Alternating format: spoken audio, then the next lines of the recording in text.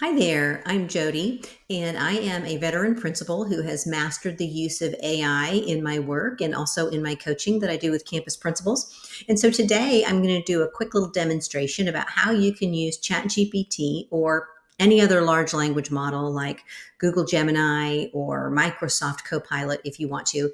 This will work very much the same way in those AI tools as well. But my favorite is Chat GPT, and so I'm going to model this for you here today. I am going to show you how to use Chat GPT to write your newsletters much more easily. Okay, so let's get started. As you can see, I have an open chat here ready to go. If I didn't, I could just come over here and click on New Chat and close the window there.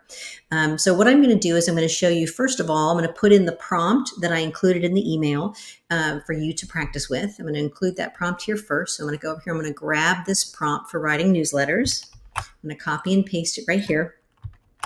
You'll notice I start by telling ChatGPT who they are in this equation so that they are acting as an expert, right? So I tell them, you are a school principal drafting a weekly school newsletter. I will give you the basic events for the week and you draft them into a warm professional letter that will engage our community. I will also upload a few examples of previous newsletters I have written so that you can draft this newsletter in a voice that sounds like mine. Here's what's going on at school this week. Then if I were a principal, I would then kind of do a brain dump where I just like, blah, blah, blah. Here's all the things that are going on at school this week. Or I may have a running list of things that I've collected over the past week that I know I want to go in the newsletter, and I'll just paste them in here. They don't have to be nicely written. They don't have to be full sentences. And I've got some things over here, and I'm going to grab those and just paste those in here as if I've just kind of typed those in quickly. Or I might use the speech to text button to do it even more quickly. So here's some things I've said are going on at school this week: a 7th grade field trip, Leader and Me, let's see, 1 p.m. early release, reminder, and then a kudos to a teacher of the week. Now, I want to have a caveat here and say never put identifying information for your teachers or your students or anybody into any of your AI tools that you're using. So, right, you want to keep everything confidential. You want to respect confidentiality and FERPA and all those things. And so you want to make sure that whatever you're putting in here does not have any student or teacher names in it.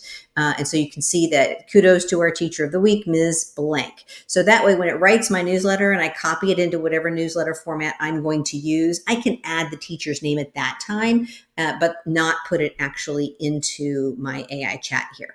So I've got my prompt ready. I've got my examples of what's going on this week ready. And then I'm going to come over here. You see this little plus symbol right here? This is going to allow me to add photos and files, and I'm going to add a few examples of old newsletters that I've written, right? Because if you're a principal, you know you've written a bunch of newsletters, and so you could upload a couple of your newsletters here as a guide for ChatGPT so that it can better match your voice and your tone and your style and your formatting, all those things, right? So I'm going to add those in here, and I have a folder set up that I have called newsletters. Where'd it go? There it is. I'm going to click on that, and I'm just going to upload the May newsletter maybe, and October, and maybe March. And that's probably enough. And I'm going to click open. And those are going to upload right there. Now, FYI, I have already gone into these old newsletters of mine and removed any kind of identifying information. So I've made sure that all the information in these newsletters is anonymous. There's no specific teacher names or any of those kinds of things. So anyway, so I've got this here. I've got that written. I've got my examples of my newsletters all in there. And then I'm going to click right there. And dear middle school families, it's a great week to be a knight.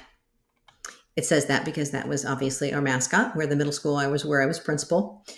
Anyway, and so it kind of has for us, it helps me print out my newsletter, all nice and written out, right? Here, student council officer elections are just around the corner. Any student interested in running for a leadership position said, let their homeroom teacher know. We love seeing our students get involved and use their voice to make a difference on campus. So you can see it's done a really nice job of making a professional, uplifting newsletter, and then it signs it by me. And then I can copy and paste that into whatever document I'm going to send out.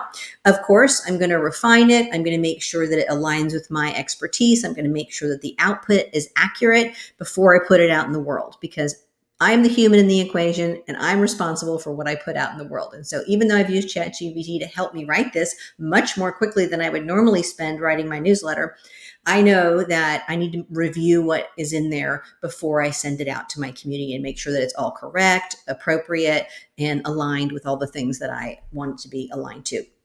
Okay, so that's an example of just how you write a newsletter. There's so many, just dozens of ways in which you can use a tool like ChatGPT to make your job so much easier as a principal. All right, hope you've enjoyed this quick little lesson and have a great day.